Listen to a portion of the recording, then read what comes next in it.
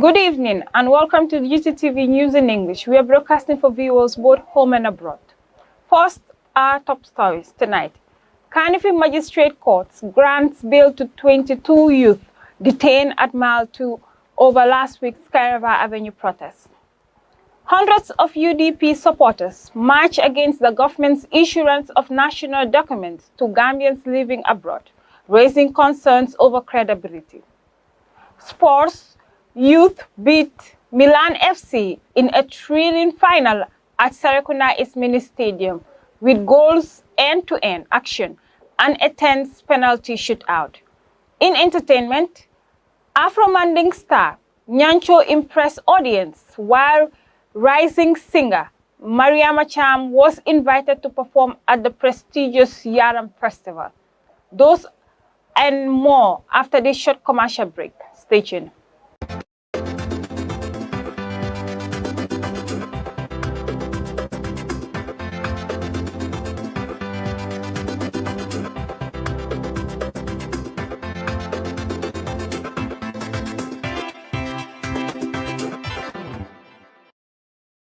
Welcome back. You are watching Gttv News in English, and I am Aissatou Koli. The Cardiff Magistrates Court on Wednesday granted bail to 22 youth who were remanded at Mile 2 Central Prisons over charges of unlawful assembly. The case, which has drawn widespread attention, spans from protests held last week along Caravan Avenue. Modulami Job reports. The court on Wednesday released 22 youth from prison, setting bail at $50,000 each. Magistrate Thomas Ture also required that each accused provide a Gambian authority who must deposit their national identification card as part of the guarantee. Magistrate Ture stressed that the youth must refrain from engaging in similar unlawful acts while their case is ongoing.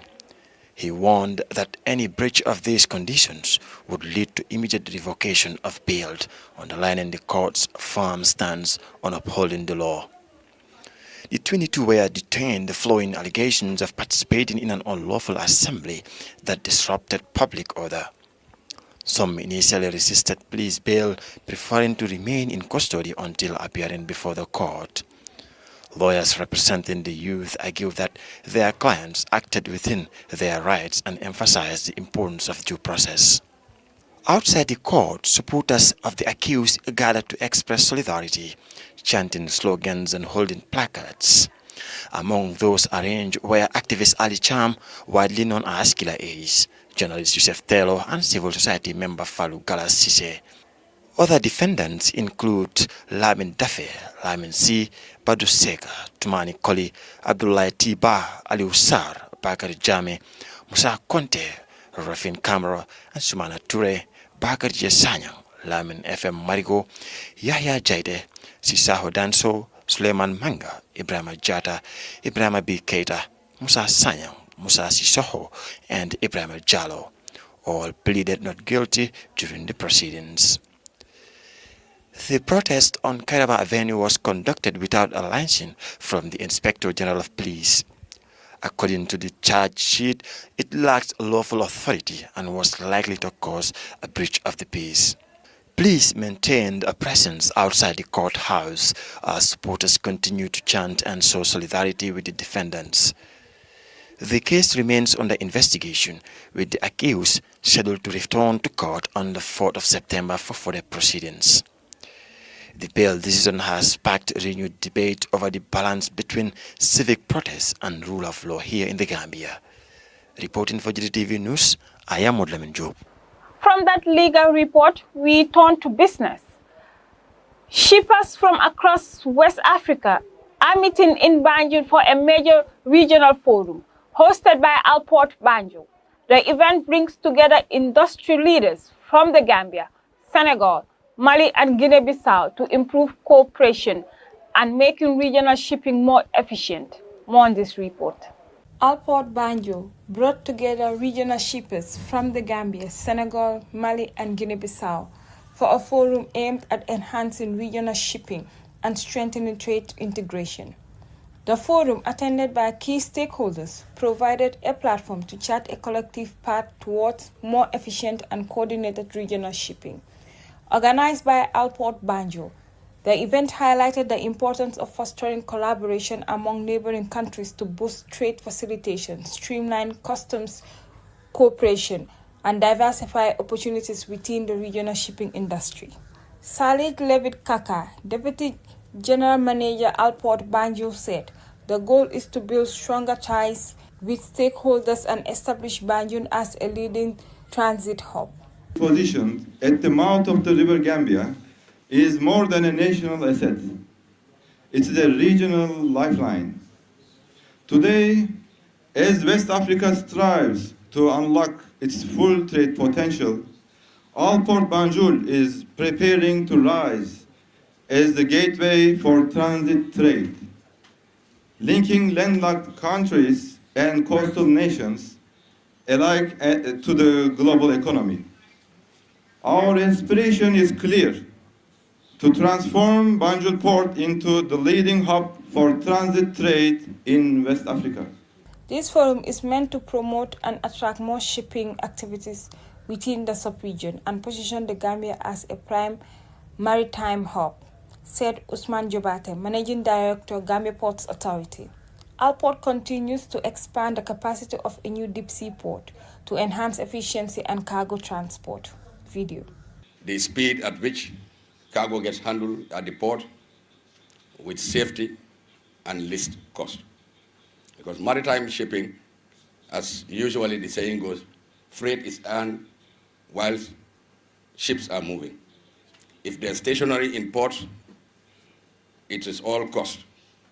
And those costs will get added onto the cost of the freight and ultimately to the retail prices of goods. Thus, the importance of ports to handle cargo with speed and efficiency as a primary economic operator is a catalyst for development and help reduce the cost of living for our population. Rafael El Mendy, Seaport Customs Manager, added that the free movement of goods remains a shared aspiration. He noted that despite challenges, the forum will help chart a way forward. A robust transit regime is a critical component within the structure.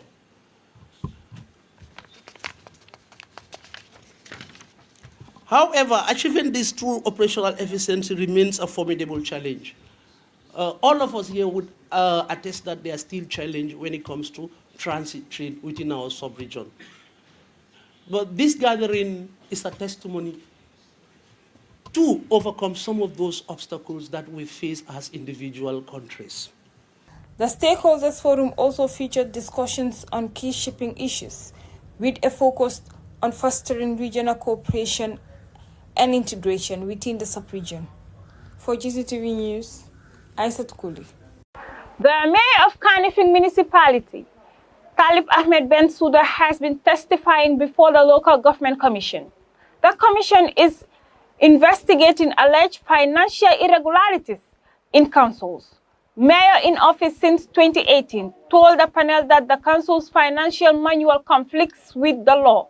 Omar H. Balder reports. During the hearing, the mayor of Bensouda told commissioners that the council's financial manual, which is intended as a guideline, contradicts the Financial Audit Act.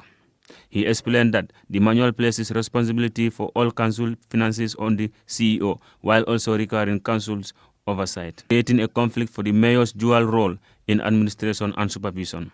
This is policy or guideline, but the council at the end of the day has the final decision. The council resolves that all payments above 500,000 should be the mandate of the council. Below that should be the mandate of the CEO. We have a competent contracts committee with 3 subject matter specialists, and we have a finance committee with 3 subject matter specialists who are well equipped and very competent to ensure that this is done accordingly. The mayor also outlined the council's thresholds for financial approval, noting that payments above $500,000 require council approval, while smaller amounts are handled by the CEO. He highlighted that both the contracts and finance committees, each composed of 3 subject matter specialists, are capable of managing these financial transactions without his direct involvement.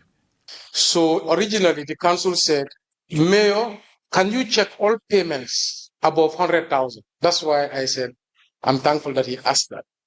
There was a resolution in our first General Council meeting that all payments above 100,000, let the mayor check it. But then our director of compliance visited me at my office and said, this is a contradiction. You cannot be judge, jury, executioner. You cannot be part of the process, and then you want to exercise oversight on that same process. So that's when the finance committee said, no, let it now be a two-step process. Let the payments, anything above 500,000, be brought to the General Council, and let be the CEO responsible for anything under. But the CEO is also the chairperson of the contracts committee that makes majority of the procurement. Mayor Bensouda emphasized that his role is to hold the administration accountable and not to directly execute financial transactions. He stressed that maintaining a clear separation between oversight and execution is essential to prevent conflicts of interest. His testimony comes amid increased scrutiny of municipal councils nationwide. Since joining Carnifin Council in 2018, he has overseen multiple financial processes and reinforced the importance of separating administrative duties from oversight responsibilities. Legal counsel Patrick Gomez told the commission that all council resolutions must comply with statutory regulation and any manuals should fully align with the law. The hearing highlights ongoing debates over transparency, accountability, and governance in Carnifin municipality. As the commission continues its investigation into financial irregularities and ensures proper management of public resources. For Gttv News, I am Harij Bander. Hundreds of supporters of the United Democratic Party took to the streets this weekend. The protest, organized by the party's youth wing, opposed the government's decision to issue national documents to Gambians living abroad. The party says the move could undermine the credibility of these documents. Amijaro reports.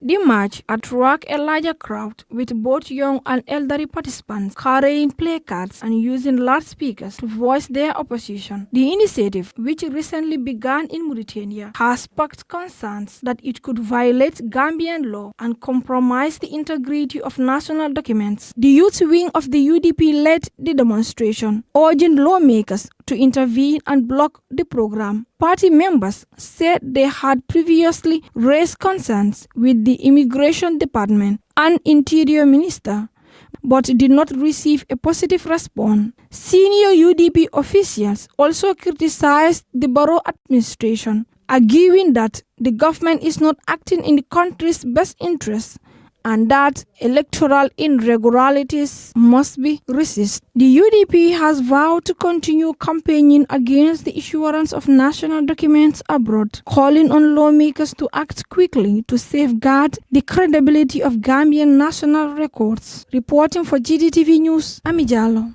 From that story by Amijalo will lead us to our first break. We'll be right back. Stay tuned.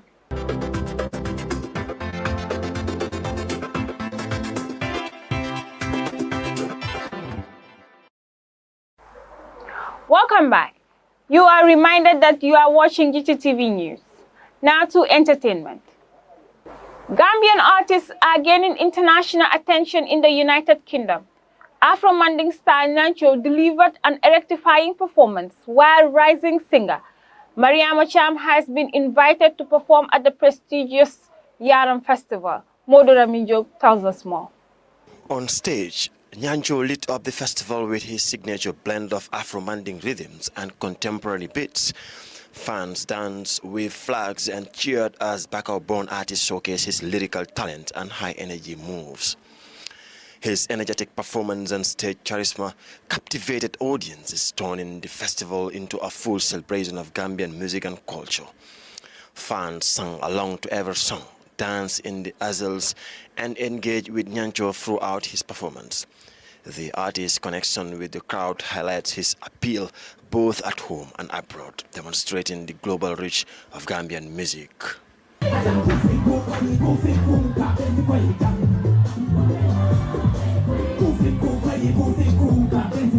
The crowd crowd went wild, singing along and engaging with the performer. Nyancho took selfies with fans, encouraged sing-alongs, and transformed the stage into a celebration of Gambian music. Meanwhile, young singer Maria Macham is preparing for her first international appearance at the Yaram Festival in the UK, known for her melodious voice. Mariam is rehearsing intensively to make a strong impression on the festival stage. Back home, fans have expressed excitement over her selection, praising her smooth vocals and stage presence. Her first festival appearance promises to introduce Gambian music to a wider audience and cement her growing reputation as one of the country's rising stars. From Nyancho's electrifying performances to Maria Macham's anticipated debut, Gambian artists are showing their talent on the international stage. Their music, energy and cultural pride are winning hearts far beyond Gambian borders. Reporting for Gttv News, I am Modlamin Job. From that story by Modu Lamin Job will lead us to our second break. We'll be right back. Welcome back. We now turn to sports. Sports youth face Milan FC in the OJ Jallo Nawetan Super Cup final at the Serekunda Ismini Stadium. It was a match full of goals, drama and tense penalty shootout. Sports youth lifted the trophy to the delight of their supporters. Our sports reporter Kausudafe reports.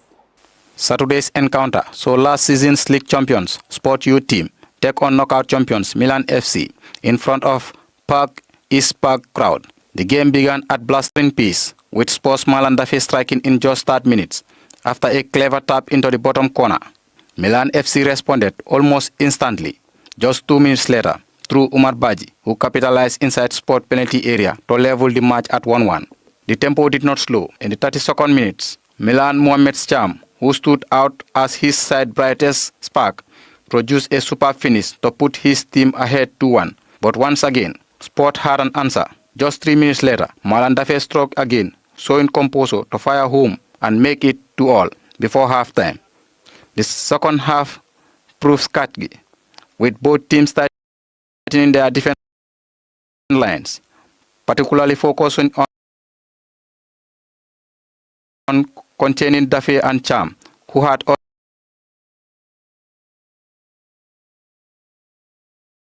already lit up the game. After regulation time ended in a stalemate, the match was forced into a penalty shootout. Sport Youth team held their nerve, converting all 5 of their sport kicks. Milan managed 4, but one crucial miss made the difference, handing Sport a 5-4 victory. The celebrations quickly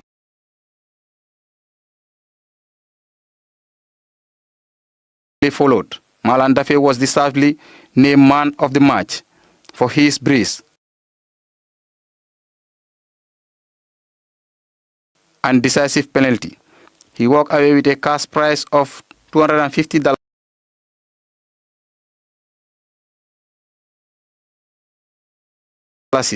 and 2 brand new pairs of boots. Sport Youth team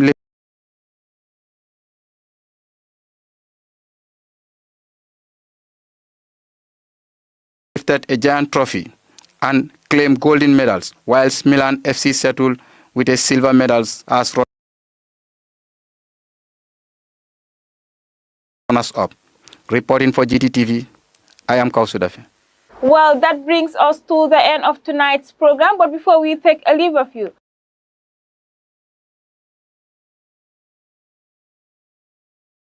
here are our top stories once again.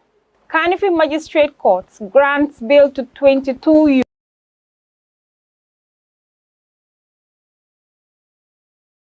youth detained at Mile 2 over last week's Skyriver Avenue protest.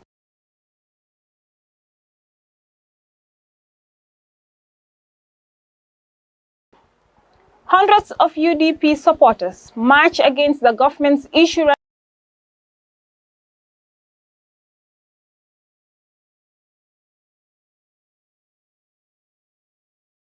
of national documents to Gambians living abroad, raising concerns over credibility. Sports Youth beat Milan FC in a thrilling final at Serekunda Mini Stadium with goals, end-to-end action, and a tense penalty shootout.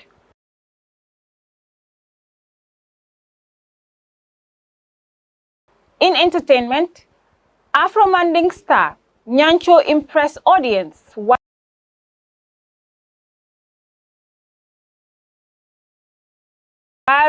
rising singer Mariama Cham was invited to perform at the prestigious Yaram Festival. Well, that's it from us in our studios. I have been your